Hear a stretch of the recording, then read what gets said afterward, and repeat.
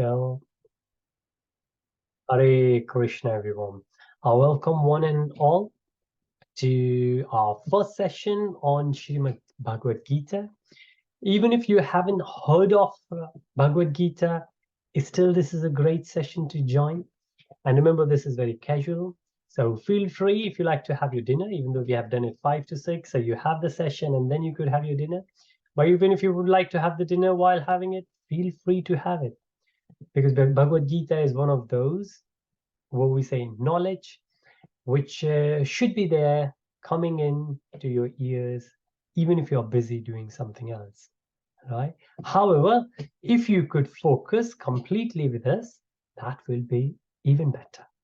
Now, some of you who've been here before, I will request you to read the slides and might ask you to pitch in, join in some kind of discussion. So feel free to join in wherever you feel comfortable. So the very first thing, I will share the link here as well. And we have a WhatsApp group which we usually use.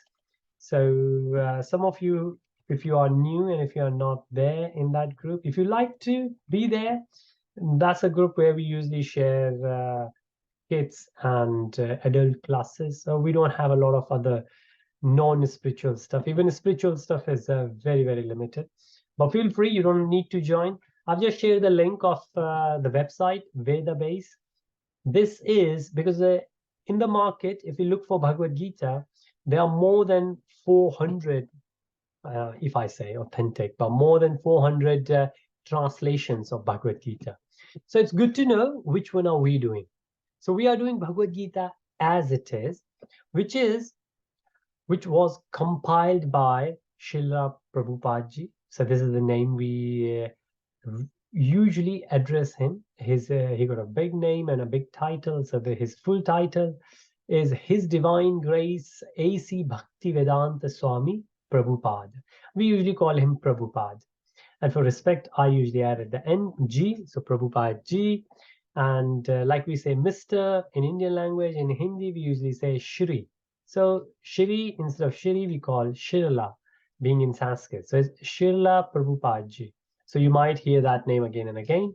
So he was the founder Acharya. Founder Acharya means he was the one who founded ISKCON, which is International Society for Krishna Consciousness. And this is the whole perspective. It's international society because anyone could join in. It's not just for Hindus. It's not only for Indian people. Anyone on the planet could join in. There is no restrictions at all there. And I've just realized Kavya has joined. Welcome, Kavya. Hare Krishna. Good to have you here. We have just started. And I've just shared the link. And maybe if in case you missed the link, I've just shared that again. Vedabase is the website, and I've shared the direct link to Bhagavad Gītā as it is. This is the one we are following. You could get this book from most of the places. You could get it from the nearest temple. You could get it from online. If you live at a remote place and you would like to have it, please let me know, and I could get it delivered to you. It's across the globe. It could go wherever you are. Right. Okay.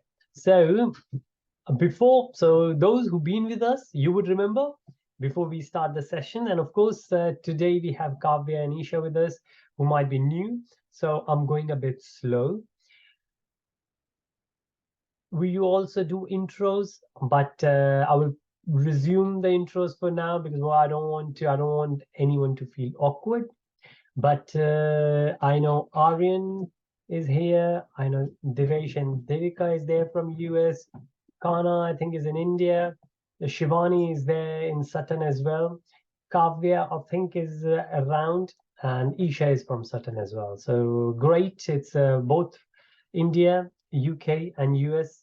And sometimes we have some friends in Dubai and Paris. They also join now and then. Couple of good friends, they join in, adults and their kids, as and when it suits them. They join in between for the kids sessions as well. So just thought to let you know that there's a wider audience, so don't feel alone. Everybody's there. And again, there are kids of different ages. So from, I think, 6 years to 15 years, the kids are there of that. Well, actually, I think Kana is even older. Kana could be one of our leaders. So Kana has just completed university and he's there. Kana also joins us in the adult session as well. He's doing that transition. So great to have you, Kana. We all do. So in the past, I know Aryan has done it, Shivani has done it. I think Kana has also done it. We request, okay, Kanishka has joined. Welcome, Kanishka. We have just started the session and we are about to do what we call Mangla Charan. So we do in a bit, not today, but in few sessions you will do. Some of the students, they put together the presentations and they deliver the presentations. Well, for very quick, could be 2 minutes, could be 5 minutes, could be 10 minutes. And if anyone of you would like to do, sometimes I pass the slides to the kids and the kids run it from their side. Or sometimes I run it and they say like the narration. So it's a great exercise in that sense. We share a lot of stories, and we have. I'm just looking at the names. We have a couple of kids. They are blessed children because they do very nice kirtans, and Jay is one of those. He is not there today. I am not sure why, but Jay, because I spoke to Jay's father, Jay was supposed to be here. Maybe join later. But Jay does a great kirtan, and when he does the kirtan, usually we start the class with the kirtan. But we do the kirtan, and we always do Mangla Charan. Mangla Charan, and there is a separate session which we have done in past, which we will do it again at some point. Mangla Charan itself is a Sanskrit. So Mangla is auspicious and Charan is like the feet. So it could be the feet if we see. Here is Arjun, here is Krishna. Krishna is a student, and sorry, Krishna is the teacher and Arjun is the student. And in Indian Vedic culture, student always feel humble towards Krishna. And you would think the very first teacher in the family we say is our mother. And then, of course, the father, the parents, the grandparents, and there could be extended families. Anyone who teaches something good is our teacher. And we should always be very humble towards our teacher. And so Arjun, if you see, is right there next to Krishna's feet. Hence, Mangla Charan, like the auspicious feet. So these are the auspicious prayers which we always recite in the beginning of our sessions. So we get all the blessings to get the knowledge of Bhagavad Gita, which we can implement in our life. So again, for those who have just joined, these sessions are complimentary. There is no fees for it. I know some of the new children are there. And going from now, every Sunday from 5 to 6 p.m. UK time, we are going to run them. And if you join every Sunday, that would be great. If you have any questions, throw them. And we always love a great discussion. You don't have to agree with everything I say. You can always say that what you say. So my name is, so I have a short name. VP is a small initial, so you can ignore that. But then Govinda. And then Das, this is a spiritual name given by my teacher. Das, in a sense that I'm doing a service, so I'm a servant. And we all do, like the parents serve the kids, and as when kids grow up, kids serve their parents. And this is a very, very nice Vedic culture we have, which we are trying to bring to our life. And I can see beautiful, gorgeous Shivani has just appeared. As you could imagine, these sessions are usually filled with fun, and some of the other kids who are not here, when they will join, you will see the fun is unlimited because the kids they do all sort of things. So, and again, feel free. It's so I'm just cheering it, but the session is for all of you, right?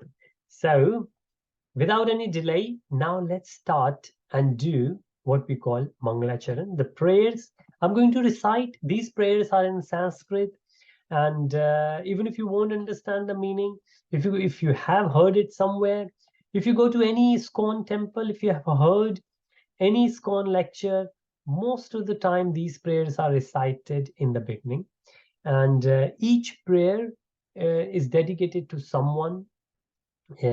Someone, in a sense, the first two lines are dedicated to your teacher, then to Krishna, then to Radhaji, then to the devotees, because you all are devotees, you all have Krishna in your heart. So in Bhagavad Gita, we will see all the details, but in Bhagavad Gita 15.15. So when I say like this, 15.15, that means chapter 15, verse 15. And there's a beautiful verse, and you will hear me reciting this verse again and again. This is one of my favorite verses in Bhagavad Gita. This is Sarvasya Chaham Hirde Sannivishtu. So Krishna says that I'm there in the heart of everyone, everyone. And that's the reason when you see a devotee, devotees love everyone, irrespective of whether the person is black, brown, orange, yellow. I don't know if there are orange people, but well, there are so many cartoons and avatars these days, you never know. But what you do know, that different people are from different cultures, different backgrounds, different understanding, different languages. But Krishna is there in everyone. And now, not limited only to humans, but also living beings. And later on, we will see non-living as well. And that's where the discussion gets very interesting, that how Krishna could be there even in non-living. And what does that mean? But well, we have to wait for that discussion. But again, I would inspire you to ask questions. But before we get there, let's recite the verses. And feel free to join those of you who could read Sanskrit, or those of you who could just hear me and recite following me. I'm just going to go in one go.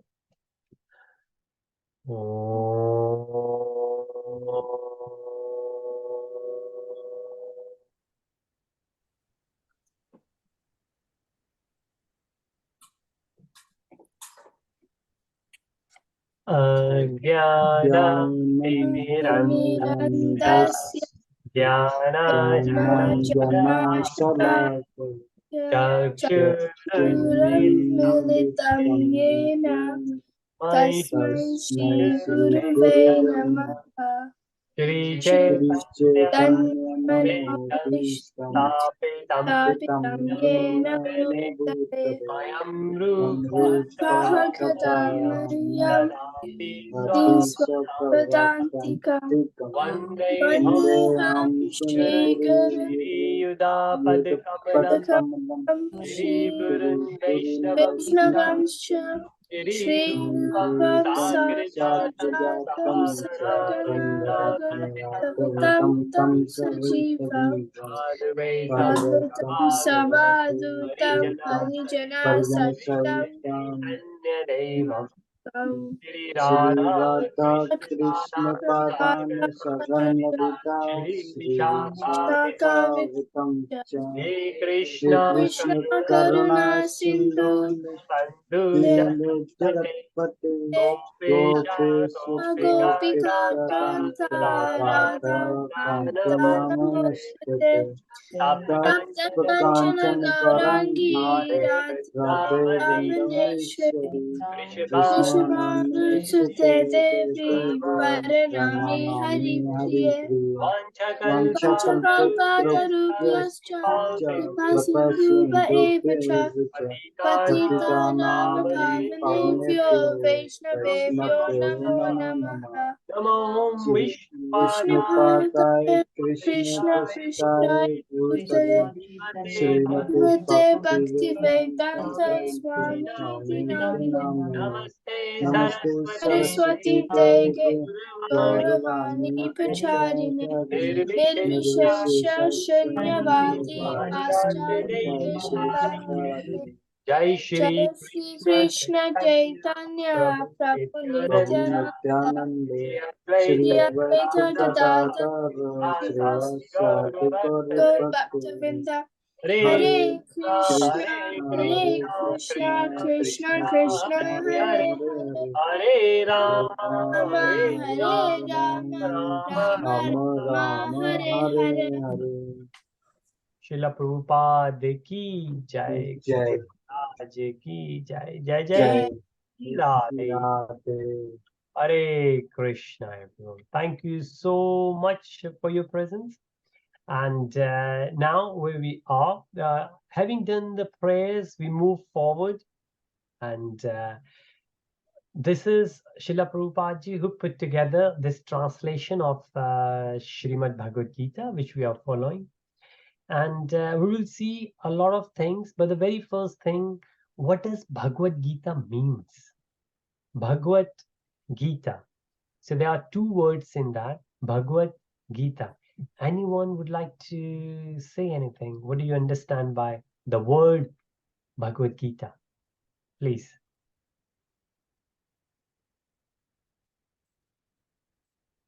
Basically, it's the song which was sang by the Lord. Great. Thank you, Kana. So we got two words there, Bhagavad and then Gita. So Gita is Geet, the song, and Bhagavad is for Bhagwan. So the song sung by Bhagwan is Bhagavad Gita. So Krishna, in a very poetic form, gave this information. Hence, this is called Bhagavad Gita, a song sung by Bhagwan. And who is Bhagwan? Lord Krishna. And why did Lord did that? Lord did that due to compassion, because Lord really loves us, right? It's like when the mother and the father, they give a lot and lot of information, to kids. Why? Because they love them. And that's the reason Krishna did it. Krishna gave a lot of information to whom? Okay, I think Nishtha knows it, or somebody with Nishtha knows it. Nishtha, do you know? Arjuna? Very nice. Thank you. Yes, Arjuna. And if we see, we were there. We had Arjuna here. Yes. So the main two characters there in Bhagavad Gita. There are a few more, but main two, Krishna and Arjun. So Krishna is the teacher, as we said initially, and Arjun is a student. So all the information in Bhagavad Gita, which Krishna is giving to Arjun, is basically for us, because we are teacher here, right? We are going to listen to Bhagavad Gita like Arjun heard it from Krishna. As a student, we are going to listen now, right? Now this, I hope those who've been here with us, you would remember. I don't know if we need to go into detail. Would you like to go back and try to understand all the stories behind this flow chart, or shall we move on? Anyone who've been here before, would you like to go again? Or you remember? Or would like to revise? Are you thinking? Okay. So it says, whenever in doubt, ask. So considering no one is saying that skip, I'm going to think that you would love me to explain this again. So this is an opportunity. Next time I ask the question, please let me know. Say stop. We know that. Move. Otherwise, I will say that again, which I'm going to do it now. But maybe not as much as in detail we did it last time. But it's important to know how Krishna and Arjun are associated, how they are related. So if you see right at the bottom, I hope you could see my virtual hand here. Here is Lord Krishna, and of course his brother, his elder brother, Lord Balram. And here, if we go up, so this is the Subhadra, is the sister of Krishna and Balram. So 3 siblings, Krishna, Balram, and Subhadra. And Subhadra got married to Arjun. And that's how they are related. So if you think about, Lord Krishna is Arjun's brother-in-law, but he was also a cousin, we will see. Right, okay, because as I mentioned before, the way we are running, we haven't renewed our Zoom sessions yet. And this means that in 10 minutes, our Zoom session is going to get closed, which means we will go out and we will rejoin again. But at some point, we are going to renew it, so we don't have to do that. But for now, we will. So when few minutes left, I will let you know. But we still have 10 minutes. So one of the family, this is one of the biggest families, if you think, in Mahabharata. So there are 2 scriptures. One is Ramayana, as the name says, Lord Rama. And then we have Mahabharata. Maha is big, Mahabharata. And then Bharat is, there was another king called Bharat. And on his name, the whole India was called Bharat. Hence, it was Mahabharata. So there are many families in Bharat, and one of the families was Kuru family, in which we have Lord Krishna. Well, actually, Arjuna was there. Lord Krishna was in a different family. There was another family, just like Kuru, there is a big king called Yadu. And Lord Krishna comes into that family, but because the sister got married in Arjun, so hence he was also attached here. But we will see. First, there was a king called Kuru. He had a son called, well, there were a few more, but one of the sons, the main son was Shantanu. And Shantanu had 2 wives. One was Ganga, and this Ganga is the river Ganges, which is still there in India. And that's where things get complicated. Have you seen any river taking the form of the female, a woman, a girl? This happens only in India. So what we say that yes, there was a time, I hope even now, but we can't really see. Well, I can't even see without my glasses. Imagine what else I can see. But you would need to see from the eyes of scriptures, and what the way scriptures explain that the Ganga, river Ganga, was a woman. So river Ganga could take the form of water, and river Ganga could take the form of a woman, a girl. And similarly, a mountain in India, because there was a time when everything was spiritual. Even the mountain could take the form of humans. Imagine that. Imagine you have a chair, a table in your room, in your school, and one day that chair will take the form of a human and start speaking to you. I don't know about you, but that will definitely scare me. But it scares us because it's uncommon. But those days, and this is what we're saying nearly 5,500 years back. How long back? 5,500 years back. So 5,500 years back, if my maths is correct. What we had so spiritual that this was a normal thing. So the birds were there, they could take the form of humans, and the animals were there, they could take the form of humans. And we can't do it now. Some people will say that this is a myth. I will say, if you think that way, it's okay, you could think that way.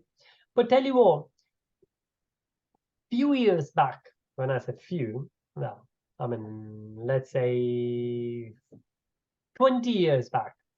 20 years back, if you will say to someone that there will be something called Zoom, and people from India, London, America, they could come and they could see each other, and people could have a smartphone and they could see each other in real time. I tell you, people will think, nah, that doesn't happen. No way that could happen. Could people read minds? Oh yeah. I'm sure some of you would think that your moms and your dads could read your mind. How do they know? How they figure out what do you do? Well, of course, one of the reason is because they are clever and smart. All the parents are. I got to say that because I'm a parent as well. But apart from that, because they have done it themselves, so they know it. You forget because you can't imagine that your old parents were kids. At some point they were. Well, some of them, they don't remember even their own childhood. Like I don't. I can't think I was a little. Well, I can't imagine that I was always that old. But the point is that, of course, something which we haven't experienced, we think this cannot happen. This might not happen. So for your curious mind, I would say keep this up in the air, which means this might happens. These people think, these people believe. That's it.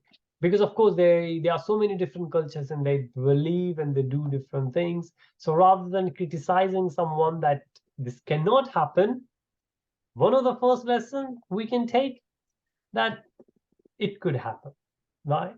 We don't know yet.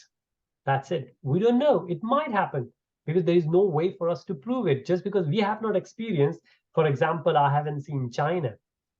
That doesn't mean China doesn't exist. I got a lot of information about it. I have met some people who've been there. But well, I haven't met anyone who has transformed from water to human. But that's the story of Ganges. And there are many more stories behind it. If you remember last time when we did it, I don't know, a year back, we had lots of stories behind each box, which we can't do it now because we have done it before. But those who have joined new, we always repeat the stories. So you will always see there are stories, they come back again and again to you, right? So Shantanu got married to Ganga and gave birth to Bhishma. Bhishma, if you see, this is just the isolated box. The box is not going any further because Bhishma didn't get married to anyone. And I will leave you to ask your parents why Bhishma didn't get married. And next week, I will ask you. If you asked, and if you know it now, you can tell me, but take it as a homework and learn a bit about Indian history. And I say this Indian history rather than Indian mythology, like some people say. It's not a myth, it's the history, it's part of us. So why he didn't get married, and because he didn't get married, there were no kids. Hence, there is only one arrow, which means Ganga is mother, Shantanu is father, but there is no one further. So that's the end of it. Just because that's the end of it, the Shantanu being the father needed someone to rule the kingdom. Hence, he got another wife called Satyavati. And Satyavati had Parashar as the father. And then there is, well, Parashar Muni was there, who was the father of Vyasadeva. Now, there's another story how this happens, how Parashar Muni was the father of Vyasadeva. But again, we will not go into that detailed story. But again, we will cover that later. But this Vyasadeva is very important because this Vyasadeva is the one who gave all the scriptures to us. What does that mean? There was a time when all these scriptures, they used to be taught just by oral reception. And before I go any further, this is the time when we disconnect, and then I will request you to connect back to the meeting place. Okay? So we are going to disconnect now, and I will request you to connect back, and we will resume back from Vyasadeva. Hare Krishna. I will see you very shortly. Please join back the meeting. Hare Krishna. Let me write it. So Vyasadeva said, let me write all the knowledge. And that's what he did. So all this knowledge was already there. Not that he created it, he compiled it. So if somebody will say, what's your religion? You will say, I am Hindu. Oh, that's good. Great. So which is your holy book? And you will say, my holy book is Bible.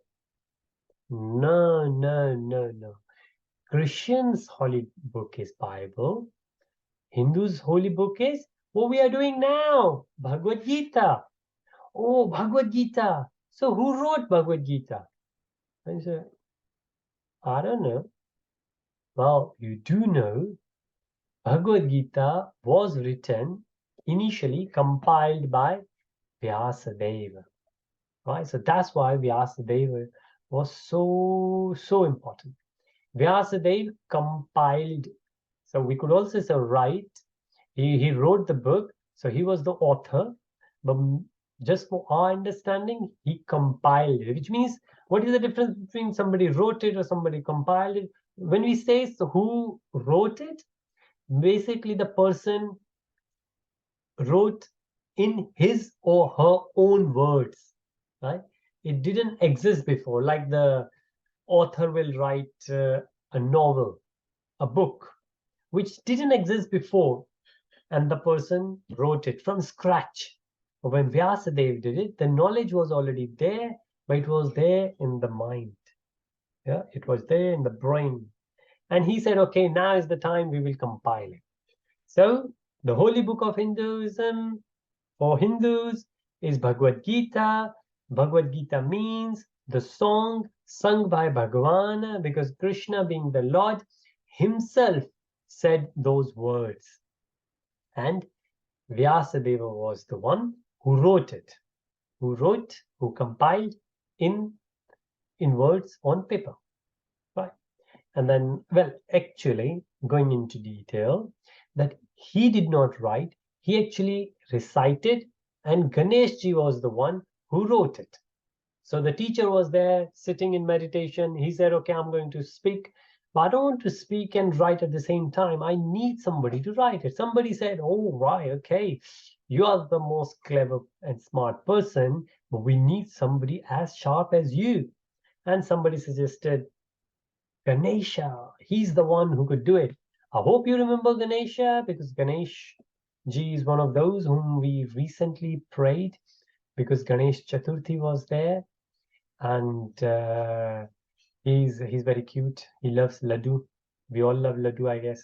So Vyasadeva is still in India. If you go, there is a place, there is a cave. And why caves? You might hear this, that all the sages, they used to go inside the cave. When I was little, I used to think, no, why everyone goes in the cave to do the meditation? And the answer is very simple. The reason is still actually on Himalayas, or there are some places in India where people still go. The reason people will go in the jungle, on top of the mountain, because they would like to go in secluded places, so places which are not disturbed. Because if you want to do the meditation, you don't want to do the meditation in the market, because there are so many people, it's hard to focus. So you will go somewhere distant, nobody else is there. But while you're sitting outside, then the weather goes bad, the rain is coming, you need a shelter. And where will you find the shelter on top of the mountain? You will have to find some caves. Hence, all these sages, they used to be inside the caves. Of course, daytime they will come out, they will go for the walking, jogging, running, they will do everything. But in the evening, they will come back to their caves, and they might stay in one cave for a while and then move on to the different cave. So still, next time you will go to India, or you could Google the place where Vyasadeva was. It's close to Badrinath. There is a very nice holy place in north of India called Badrinath. And next to Badrinath is a place called Vyasadeva's cave. And there is another place, well, around it, within the same vicinity, you will see the Ganesh place as well. So both of them, they sat together at a distance and they wrote it. So Vyasdev Ji is very important. Now, Shantanu and Satyavati, they used to have kids. They had, if you see here, this arrow, these two. So left hand side, Shantanu father, Satyavati mother. These two arrows goes, hope you are following, Chitranga. Now, Chitranga and Vichitra Virya. Chitranga, he got, well, he died. He didn't survive for long. And this used to happen even though he was a prince. His father was a king, he was a prince, but he didn't survive. He died. Many people used to die quite early. Well, I still do, but those days definitely, because the medical system wasn't great and people used to do extreme sports, which people still do. But those days, princes used to do it. So he died. And the surviving out of two was Vichitravirya, and he got married to Ambika and Ambalika, right? And then these two wives were there. So after Shantanu, Vichitravirya became the king, and these two were the queens. And if you see now we see the dotted yellow line, Vyasadeva, Vichitravirya, and Ambika, they wanted to have a child. And Vyasadeva, from his magical powers, remember he's a sage, he could do a lot of magical things. And he blessed Ambika and Vichitravirya, and then both of these two, so father Vichitravirya, mother Ambika, got a son called Dhritarashtra. And this is the Dhritarashtra who is going to say the very first verse of Bhagavad Gita. So how many verses are there in Bhagavad Gita? We will see 700. But there are only 4 people who said it, different verses, different shlokas, but the very first one was from Dhritarashtra, and that's the only one he said. No other. Someone knows, so rather than me speaking all the time, I know this is the first session, we haven't interacted much, but anybody knows something which I wouldn't say wrong, but something different about Dhritarashtra?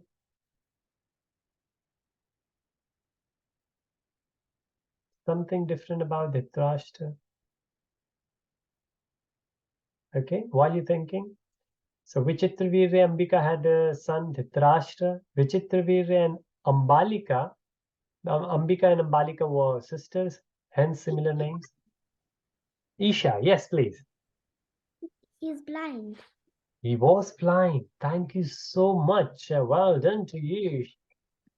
You joined first day and you are engaging. It's amazing. When you kids, you interact. It's so good to hear from you. Otherwise, you imagine I'm just looking at myself on my screen. I don't know whether you are sleeping or you just gone playing video games. So when you do mention things in between, that gives me reassurance that you guys are there. So thank you so much, Isha. Thank you. And you're right, Dhritarashtra was blind. And it's so important for us to understand because he was blind. And we will, again, these stories are so interesting that why he was blind. And we could go there. And well, this is the downside. I get so excited telling stories, and I know you guys love stories, that we don't progress further much. We go very slow. But well, we don't have to. We don't need to go very fast. The idea is all the wisdom from Bhagavad Gita and the Vedic culture we learn, we will able to implement that in our life in a day-to-day basis. And hopefully learning all this, because you're not going to learn this in your religious studies, in your studies here in UK. Well, I think even in India, people don't read unless you will pick Bhagavad Gita and do it. And I will strongly recommend. So both my kids, they have their own Bhagavad Gita. And I know another mom here asked for it, and I will share the link. I've shared Veda base, but I will share another link. And even if so there are 700 verses, even if you will read one verse a day, which will not take more than couple of minutes, which means you can do 2 verses, 5 verses, 10 verses, but at least 1 verse every day. Then in 2 years, you can complete whole Bhagavad Gita, which in your age is amazing. And of course, there are so many stories behind it, so many stories and so many learnings from those stories. So by all means, share this with your parents and ask your parents to tell you more and more stories. So thank you, Isha, for that. And next time, please remind me all those things I've said, because I'm much older. I will forget. I do forget. So Ambika and Vichitvirya got a son, Dhritarashtra, who was blind. Vichitvirya and Ambalika got a son called Pandu. And this yellow line, all 3 yellow lines, they show that Vyasadeva was had the blessings. And Vichitvirya Ambalika got Pandu. Pandu also had something unique. Just like Dhritarashtra was famous for being blind, Pandu, and this might not be, if anybody know, this is not widely known as we widely know that Dhritarashtra was blind, which Isha reminded us. Thank you, Isha, again. And Pandu also had qualities. If you think about, we all have the qualities, don't we? If somebody will say, oh, think about that friend, instantaneously something will come. Of course, the face will come in your mind, but something else will come in your mind. Maybe you will say, not that friend. Or you say, oh yeah, she's my best friend. He's my best friend. We love playing together. Similarly, when we think of these personalities, each box is a personality, a character, full of qualities. What are we? We are full of qualities. When we say we like someone, rather than liking the person, we actually like the qualities. Isn't it true? And that's why we should always remember the qualities can and they do change. Somebody who was very compassionate, maybe something goes wrong and the person might be in pain and the person might not be compassionate. Right? The person was very angry 10 years back, and 10 years later you met and the person is a sage now. This has happened and this does happen, right? So the same person, but the qualities change. And when we relate to the person, to people, we always relate about the qualities. And each one of us has the qualities. So this is very important for us to think that what qualities we want others to remember us. So when the guests will come in our home, how do we want them to remember us? Whether they will say, oh, do you remember that girl Nishta? What kind of dress she was wearing? Oh, she was very good. She took care of her little sister so much. She never fought with her little sister. Well, I'm not saying that Nishta fights with her little sister. Nishta, do you fight with your sister or she fights with you? She fights with me. I was about to say, it's always the younger ones, isn't it? Yeah. Of course. You know how I know about it? How? Because in my family, I was the youngest one. And of course, it was always my fault. Well, it was, but my parents always used to think that it was my elder brother's fault. Because elders, they always pick it up. What a shame. But well, we can't do. But guess what? There are benefits whether you're elder or you're youngest one. There are benefits, there are pros and cons of everything. But yes, the qualities itself. I'm sure, Nishta, there must be some quality in your little sister which you would admire. If you can share, that will be great. If there is nothing, don't say there's nothing, because you never know. She might be listening. Is she listening? I can't think of any. No. Okay. I'm not surprised because I got 2 kids as well. In your age, it's not easy to recognize the qualities in your siblings which are not adorable. But most of you here on the call, I think got, well, Isha, I'm not sure. I'm meeting first time, but yes, you're right. It happens. It happens. But Dhritarashtra was blind. Pandu was actually very famous. One of the qualities, I don't know if it's a good quality, but one of the characteristics which he was famous for, since his childhood, he was never in good health, which means, and you might have some friends like this, that every summer they get sick, every winter they are the first one to get cold.